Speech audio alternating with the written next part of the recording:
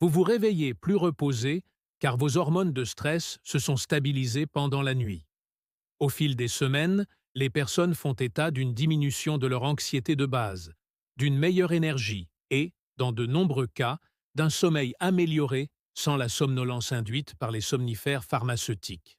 Le lait d'ashwagandha a été oublié en Occident car la médecine occidentale a dissocié la nutrition de la médecine.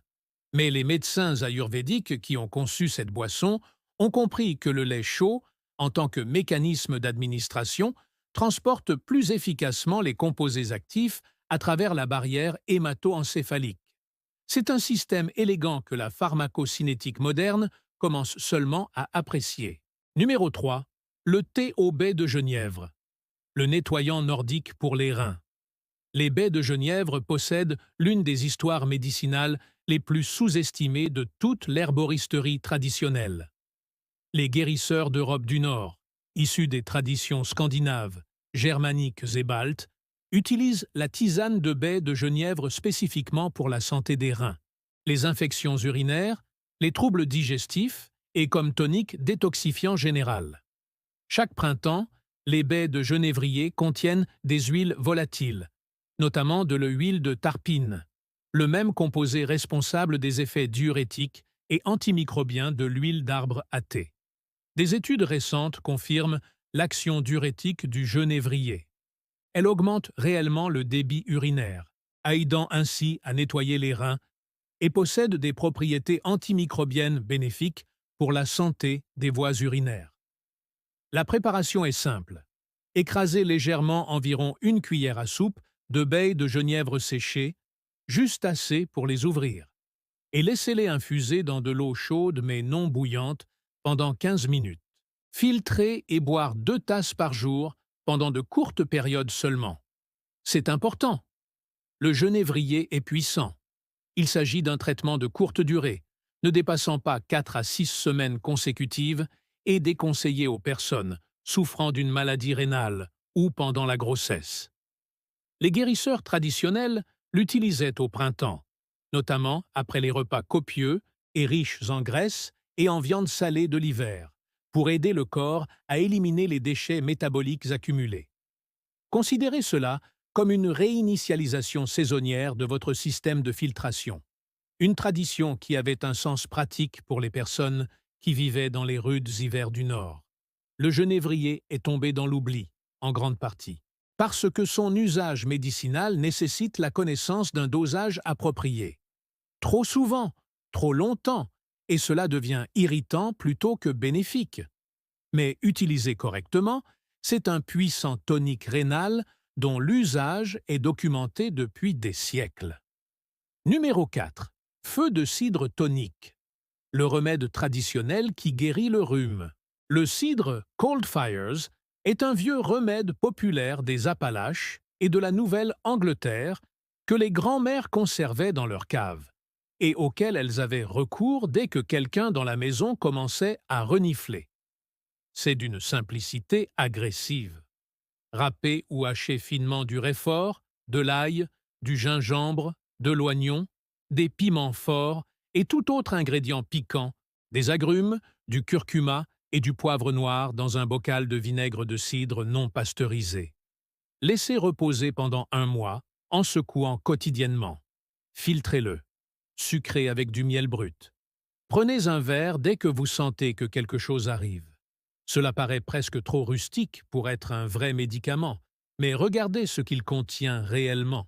L'ail contient de l'allisonine, une hormone aux effets antimicrobiens avérés.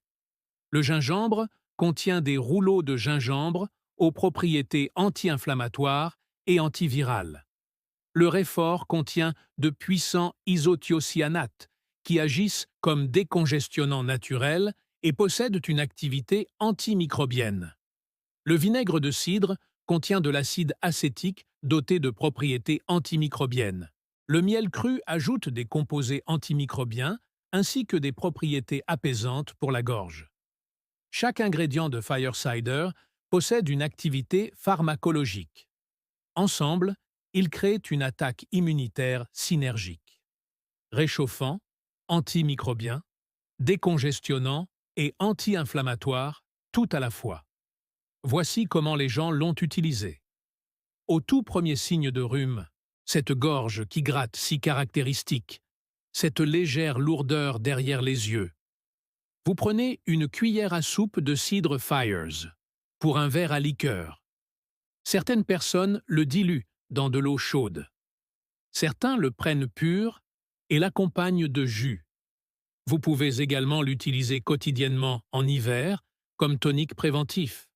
Une cuillère à soupe le matin dans de l'eau tiède. Le cidre de Fires a été oublié par la médecine conventionnelle, car il ne peut être breveté, fabriqué à grande échelle, ni standardisé sous forme de pilule. Mais pour quiconque est prêt à en préparer un bocal en octobre et à le conserver prêt pour toute la saison des rhumes et des grippes, c'est l'un des remèdes immunitaires les plus pratiques jamais inventés. Numéro 5. Infusion de racines de salsepareil. Le purificateur de sang de la frontière. Avant d'être une boisson gazeuse sucrée servie dans les fontaines à soda, la Sarsaparilla était un médicament sérieux.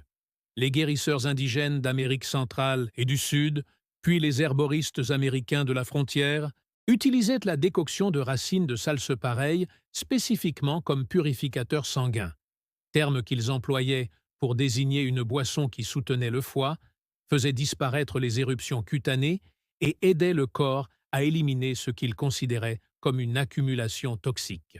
Smilax ou Natada et les espèces apparentées contiennent des saponines stéroïdiennes, des composés végétaux qui se lient à certains déchets métaboliques dans l'intestin et contribuent à leur élimination avant qu'ils ne puissent être réabsorbés.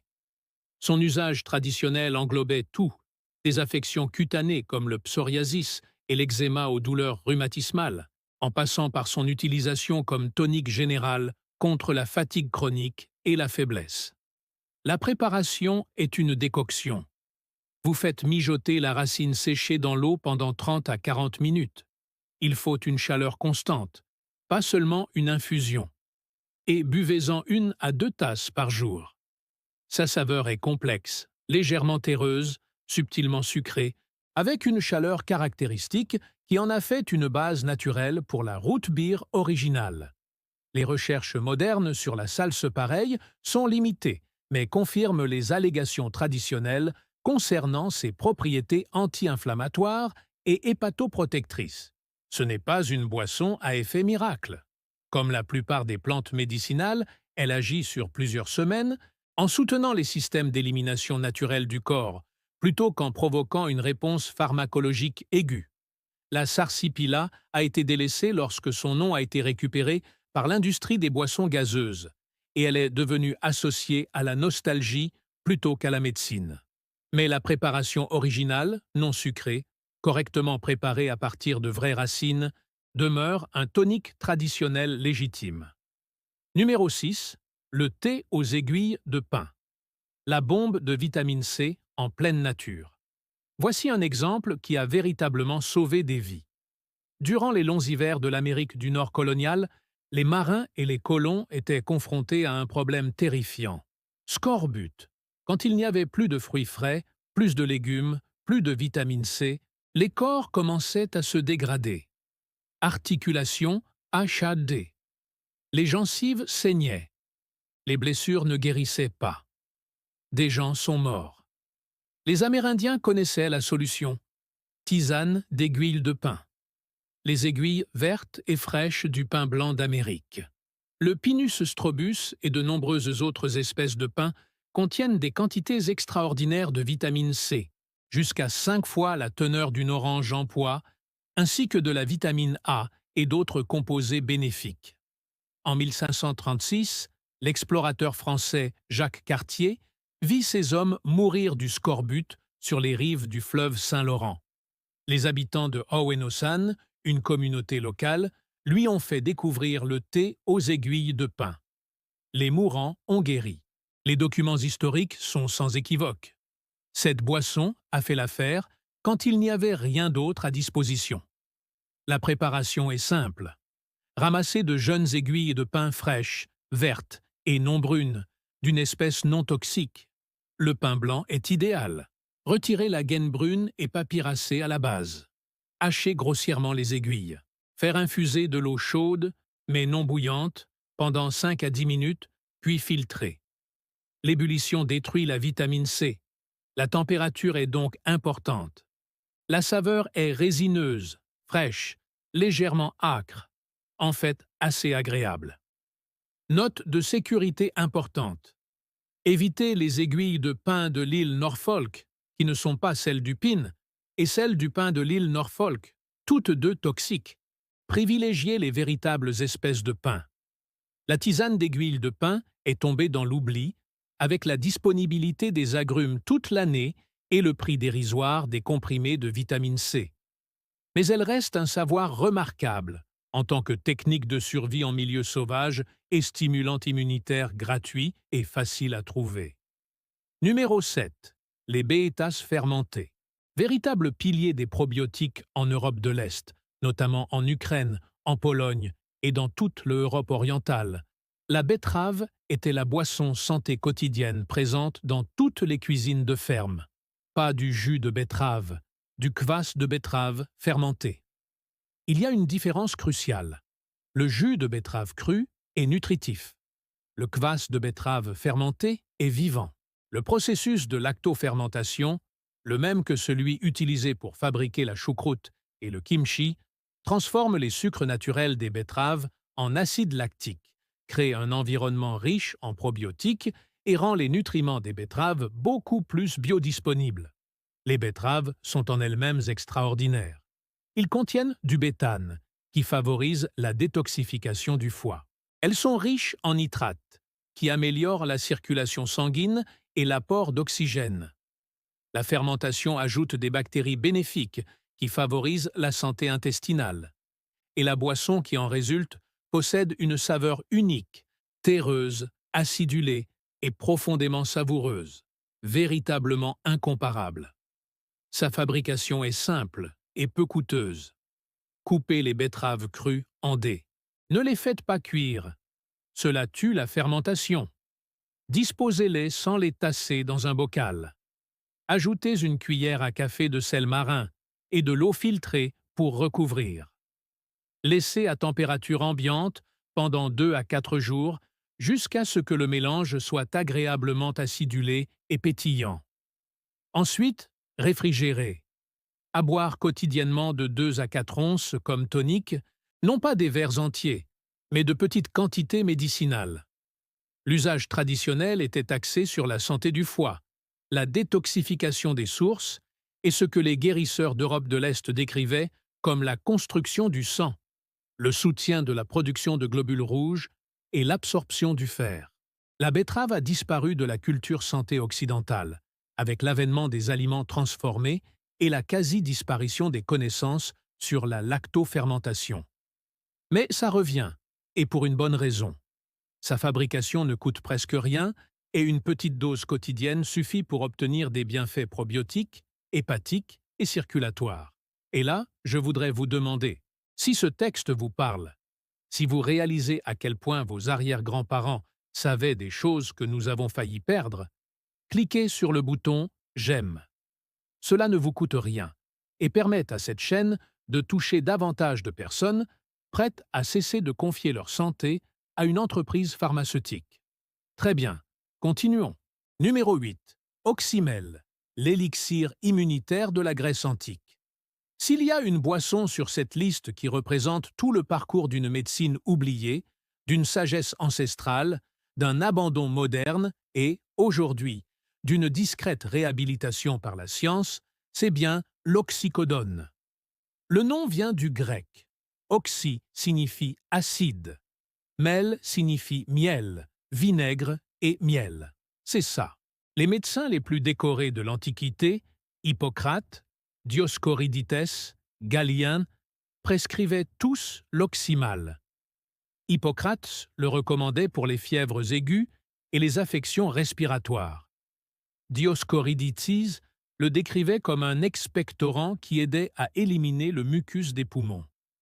On la retrouve dans des textes médicaux de la Grèce antique, de Rome, de la Perse et de l'Europe médiévale depuis plus de 1000 ans. Voici pourquoi ça fonctionne. Le vinaigre de cidre de pomme non pasteurisé contient de l'acide acétique aux propriétés antimicrobiennes, ainsi que des composés issus du processus de fermentation qui favorisent la croissance des bactéries intestinales. Le miel brut contient des précurseurs de peroxyde d'hydrogène, du propolis à activité antimicrobienne et des enzymes aux effets anti-inflammatoires. Cette combinaison crée une préparation synergique qui apaise les muqueuses irritées, combat l'infection et soutient simultanément la fonction immunitaire. Préparation moderne. Mélangez 1 à 2 cuillères à soupe de vinaigre de cidre non pasteurisé avec 1 à 2 cuillères à soupe de miel non pasteurisé.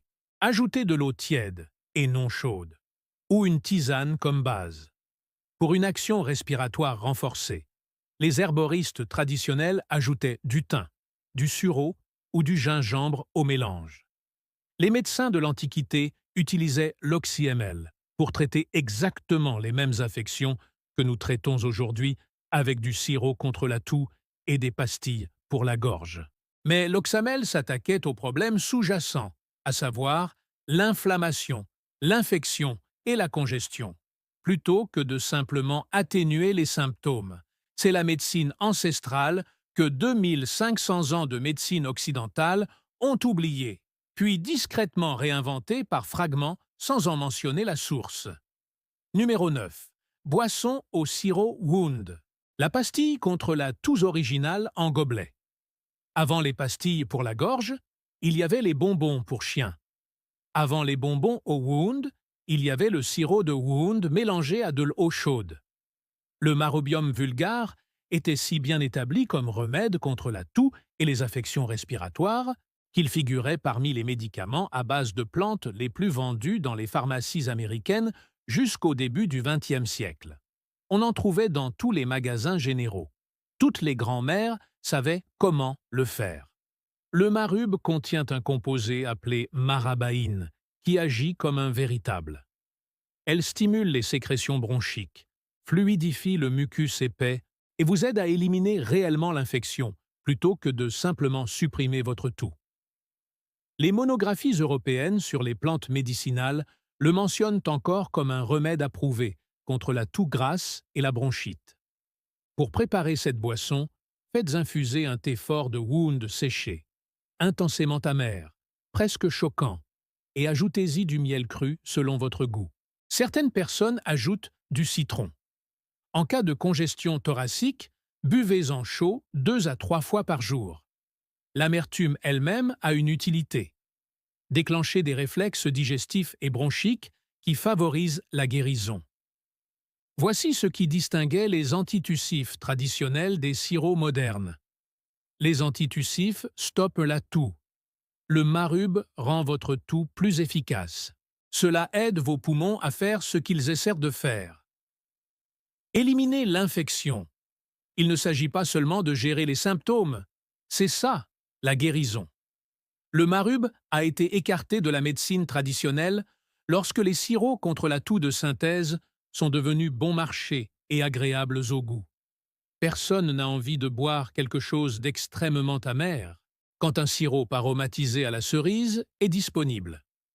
Mais le sirop de cerise n'aide pas réellement vos poumons à guérir. Orhound continue de faire ce qu'il a toujours fait.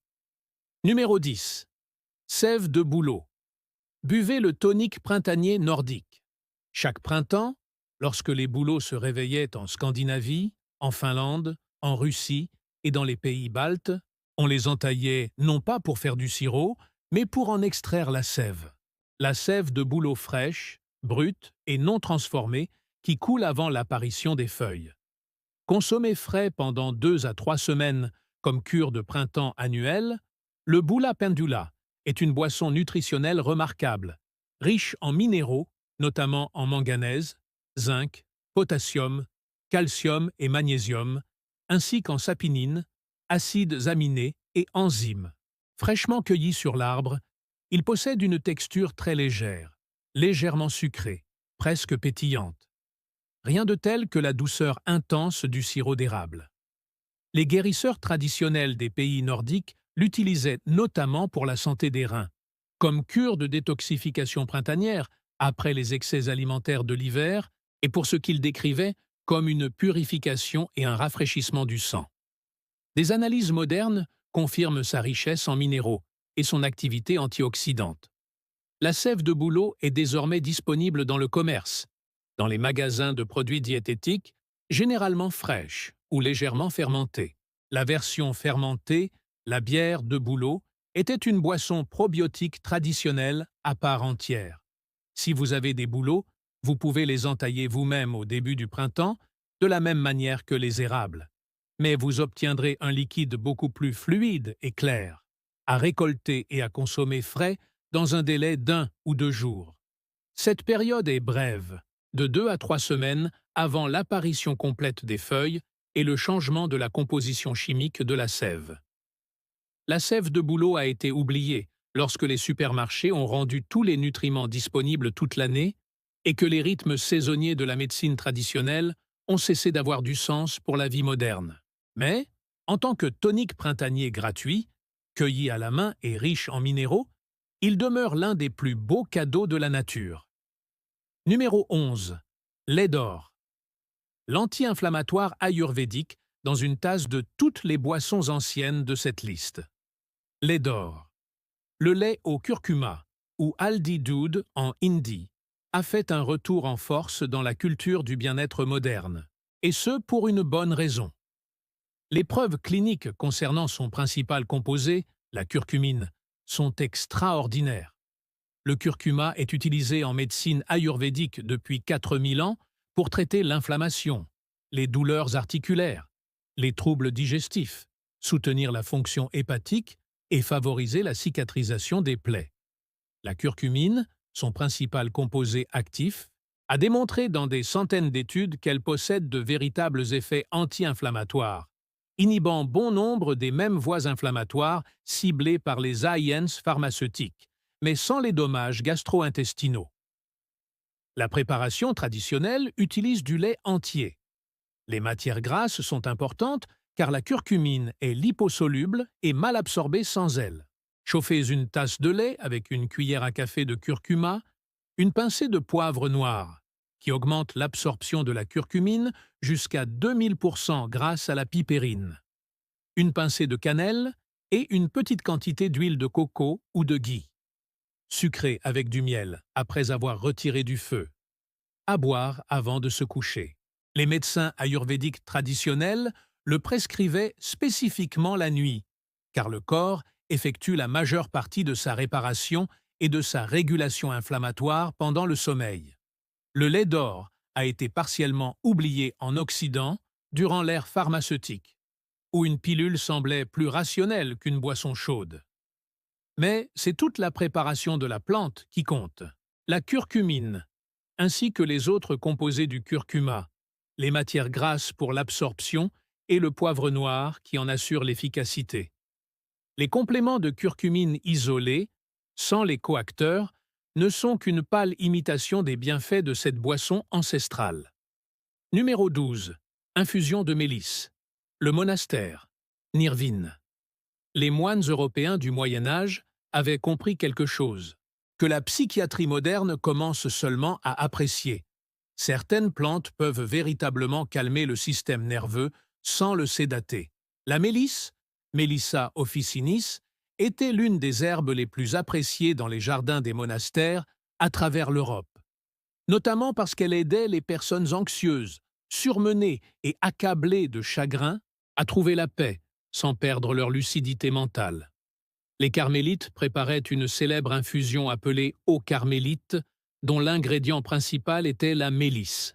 On l'a vendue pendant des siècles comme remède contre l'anxiété, la mélancolie et les palpitations cardiaques nerveuses. Les herboristes du Moyen Âge l'appelaient l'herbe joyeuse. Les recherches modernes le confirment magnifiquement.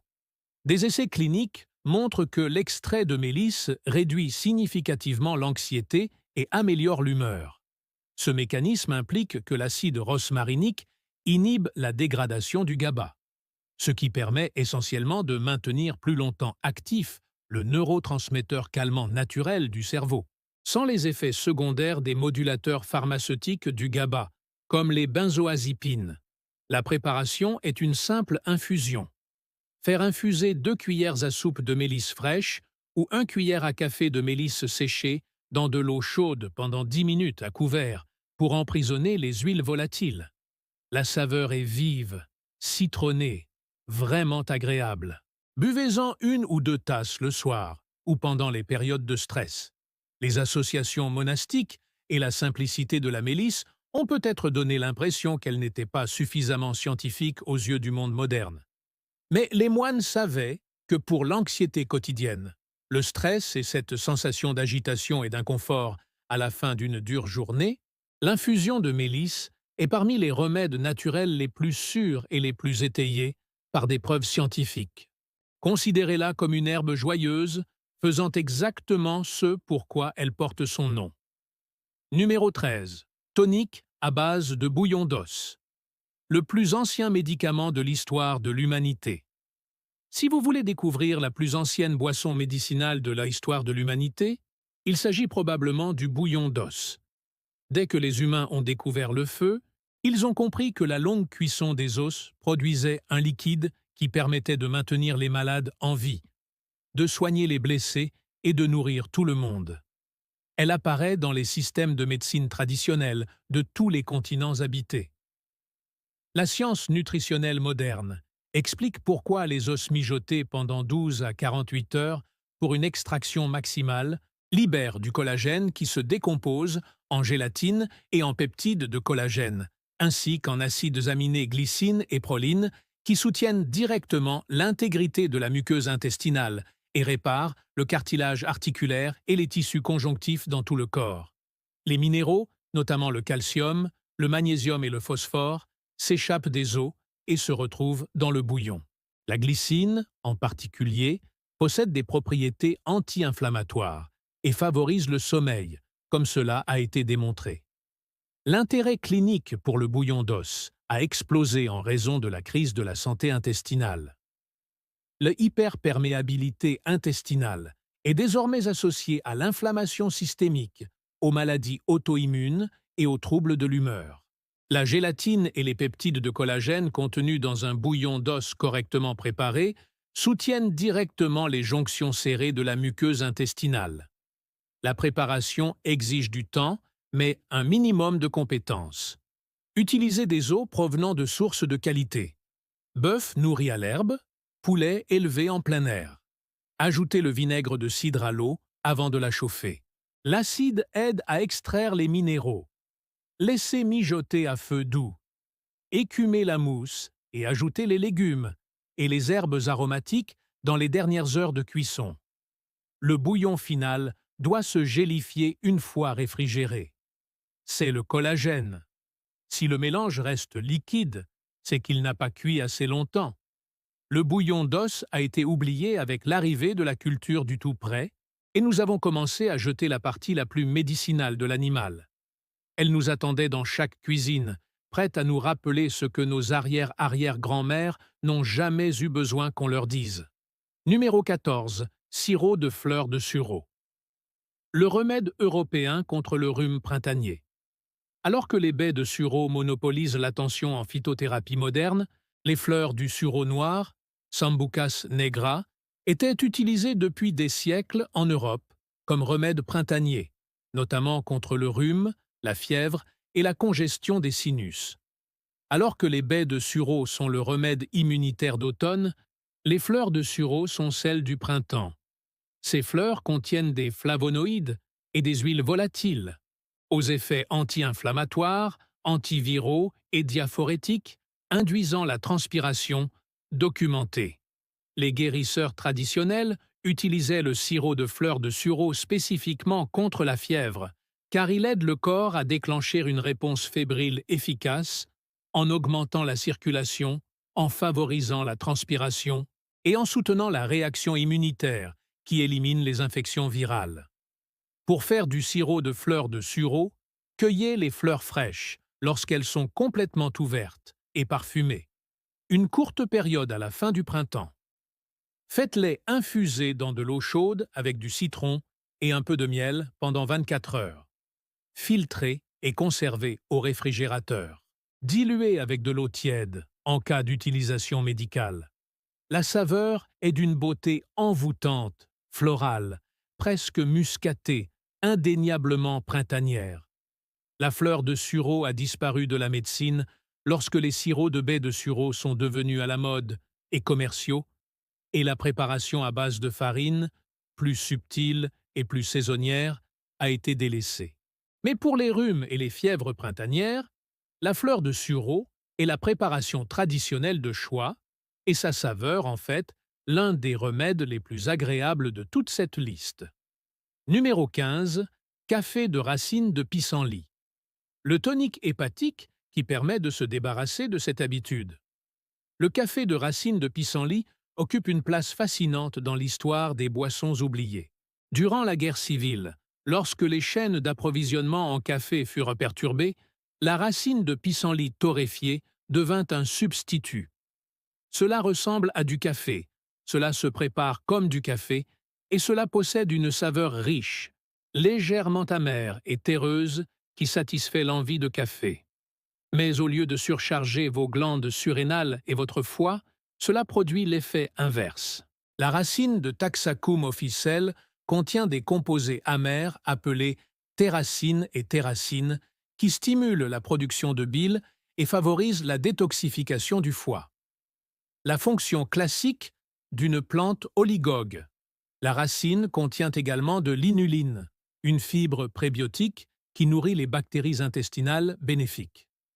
L'usage traditionnel s'est étendu sur des siècles à travers les traditions de guérison européennes et amérindiennes pour soutenir le foie, lutter contre la constipation et traiter les affections cutanées liées à une mauvaise élimination.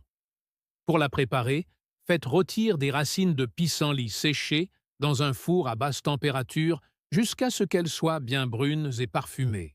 Ensuite, broyez et infusez comme pour le café. Café filtre, à la française ou expresso. Ajoutez du lait et du sucre si vous le souhaitez. Les composés bénéfiques pour le foie restent actifs tout au long du processus de torréfaction et d'infusion. Le café de racine de pissenlit est tombé dans l'oubli lorsque le vrai café est devenu universellement disponible et bon marché.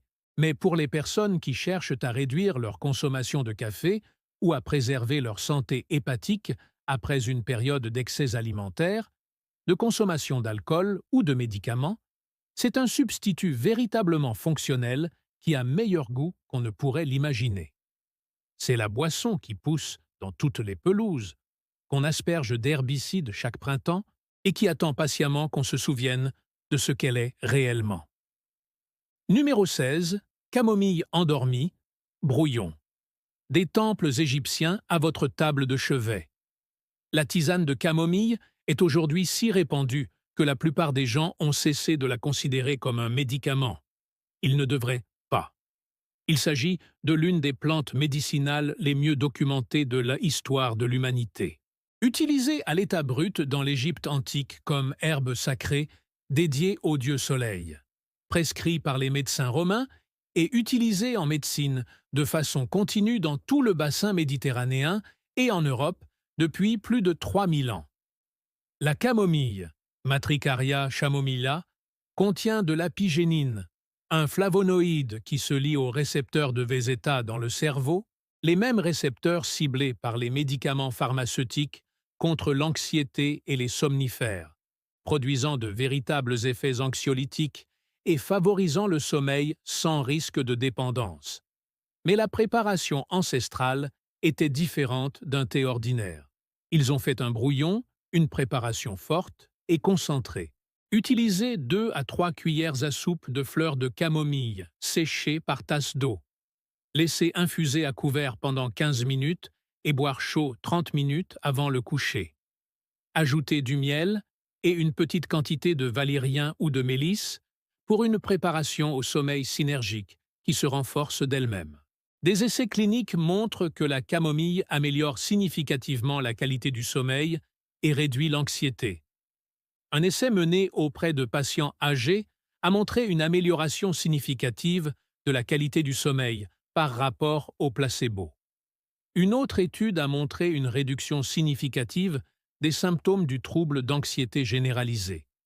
Les Égyptiens, les Romains et les Européens du Moyen Âge ignoraient l'existence des récepteurs d'apénine ou de benzoazépine. Ils savaient simplement qu'une forte infusion de camomille aidait les personnes tourmentées à trouver le repos. Parfois, la sagesse ancestrale n'a pas besoin d'explication. Il suffit de s'en souvenir. Numéro 17. Élixir d'eau de riz. Le remède ancestral asiatique pour les intestins. L'eau de riz est peut-être le remède populaire le plus universel de toute cette liste. Au Japon, en Chine, en Corée, en Inde, en Asie du Sud-Est, en Afrique de l'Ouest, en Amérique latine et dans les Caraïbes, dans presque toutes les cultures consommatrices de riz sur Terre. Le eau de riz est utilisé depuis des centaines d'années comme remède de première intention contre la diarrhée, les maux d'estomac, les troubles digestifs chez les nourrissons et pour la réhydratation rapide. Le mécanisme est élégant. L'eau amidonnée restante après la cuisson ou le trempage du riz contient de l'amidon résistant, des oligo-éléments, des vitamines B et des composés qui tapissent et apaisent la muqueuse intestinale, ralentissant le transit et réduisant l'inflammation. Des recherches confirment que l'eau de riz est aussi efficace que les solutions de réhydratation orale pour les diarrhées légères à modérées chez l'enfant. Une découverte remarquable étant donné que cela ne coûte rien et que l'on en trouve partout où l'on cuisine du riz. Il existe 2 préparations. Eau de riz cuit. Utilisez 3 à 4 fois la quantité d'eau habituelle pour la cuisson du riz. Filtrez ensuite le liquide amidonné et buvez l'eau de riz chaude ou trempée. Rincez le riz blanc. Faire tremper dans l'eau pendant 30 minutes. Filtrer et boire. Ajouter une pincée de sel pour rééquilibrer les électrolytes en cas de diarrhée ou de convalescence. L'eau de riz représente un aspect important de la médecine traditionnelle. Le remède le plus efficace n'est pas toujours le plus exotique. Parfois, il s'agit d'une chose que chaque grand-mère, dans chaque culture consommatrice de riz, a découverte et transmise indépendamment parce que cela a toujours fonctionné pour chaque génération. Numéro 18. Le sweet shell au gingembre, la boisson électrolytique coloniale. Du milieu du 7e siècle jusqu'au 19e siècle, les agriculteurs qui effectuaient des récoltes estivales brutales dans les colonies américaines et les jeunes États-Unis buvaient du sweet shell, également appelé punch des faucheurs. C'était leur Gatorade, mais composé d'ingrédients qui guérissaient réellement au lieu de simplement remplacer les électrolytes. La recette de base: vinaigre de cidre, miel brut, gingembre frais râpé et eau, parfois avec un peu de mélasse pour un apport supplémentaire en minéraux. Mélanger et boire froid. C'est ça. Voyez ce que cette formule fait réellement. Le vinaigre de cidre contient de l'acide acétique, qui favorise l'absorption des minéraux et contribue à stabiliser la glycémie lors d'un effort physique soutenu. Le miel brut fournit rapidement du glucose ainsi que des composés antimicrobiens. Le gingembre, sous forme de rouleau, contient de puissants composés anti-inflammatoires et anti-nauséeux qui améliorent également la circulation sanguine. La mélasse apporte du fer, du calcium et du magnésium.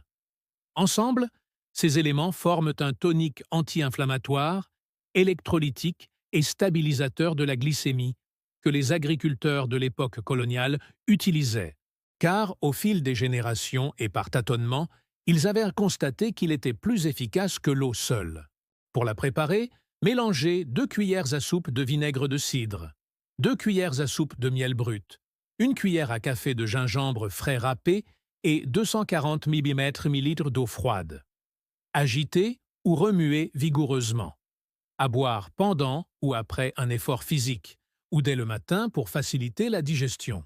Au XXe siècle, Sweet Shell a été remplacé par des boissons sportives commerciales, Ananitil, Altajai, Tea, mais ces boissons contiennent souvent des colorants artificiels, du sirop de maïs à haute teneur en fructose et des arômes synthétiques sans aucune valeur médicinale. Sweet Shell est un produit authentique et sa fabrication ne coûte presque rien. Numéro 19. L'eau d'orge, la boisson des Hippocrates. Si Hippocrate, le père de la médecine occidentale, a prescrit une boisson de manière constante dans tous ses écrits aux patients malades, c'était de l'eau d'orge, appelée patin.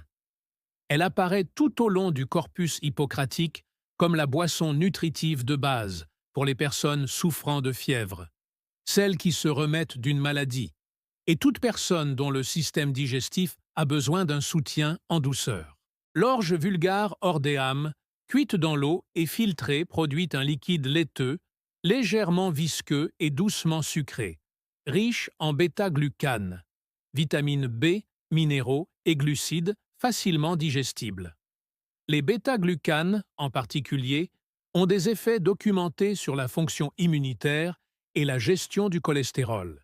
L'usage traditionnel dans la Grèce antique, à Rome, en Chine et en médecine ayurvédique s'est toujours concentré sur la santé des voies urinaires, le refroidissement de la fièvre et une nutrition douce pour les malades.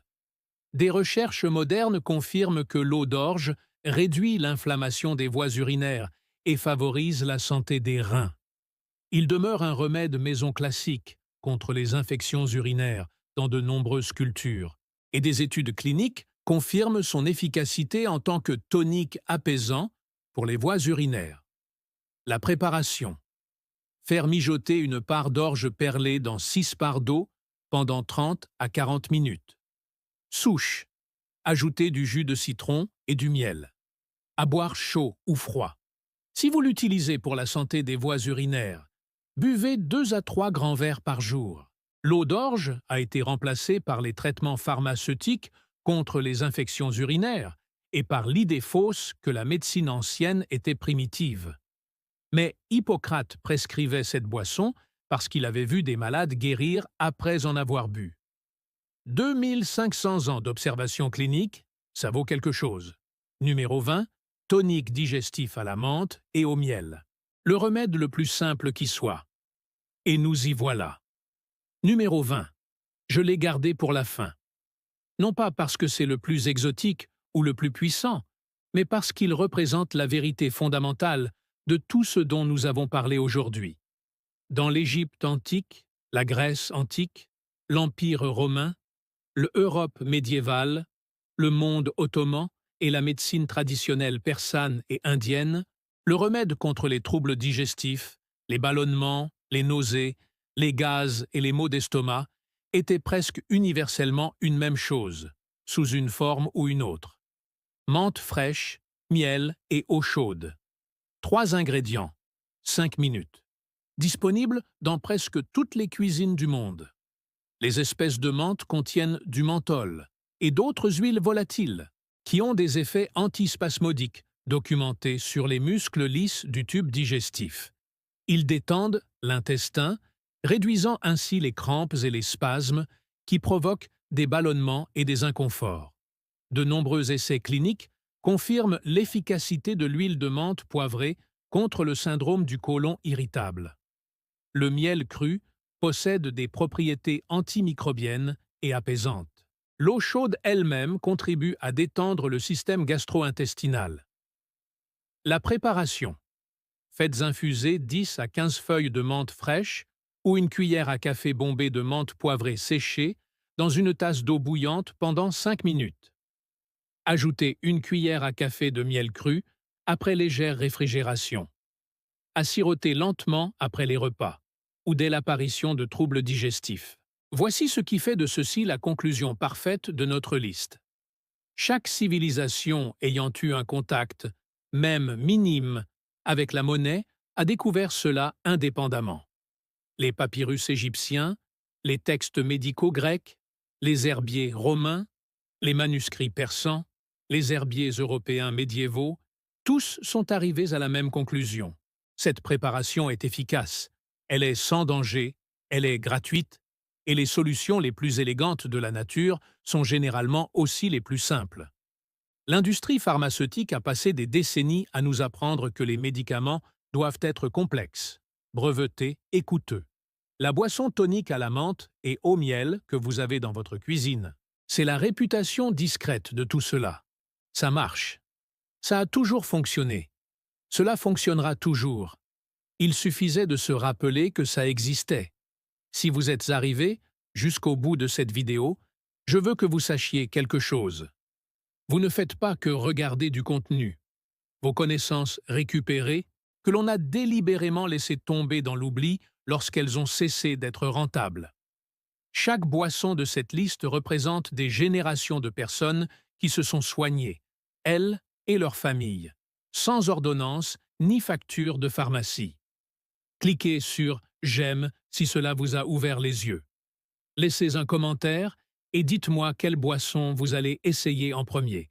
Vous commencez par des aliments qui renforcent l'immunité comme le raillis et le cidre de feu, et par des aliments qui soignent les intestins comme le kvass de betterave et le bouillon d'os, ou encore des remèdes anti-stress comme le lait d'ashwagandha et la mélisse. Je supprime tous les commentaires. Et si vous n'êtes pas encore abonné à Homestead Roots, c'est le moment de vous inscrire. Nous publions chaque semaine de nouvelles connaissances, des sagesses ancestrales et une forme d'autonomie que personne ne pourra vous enlever une fois que vous l'aurez acquise.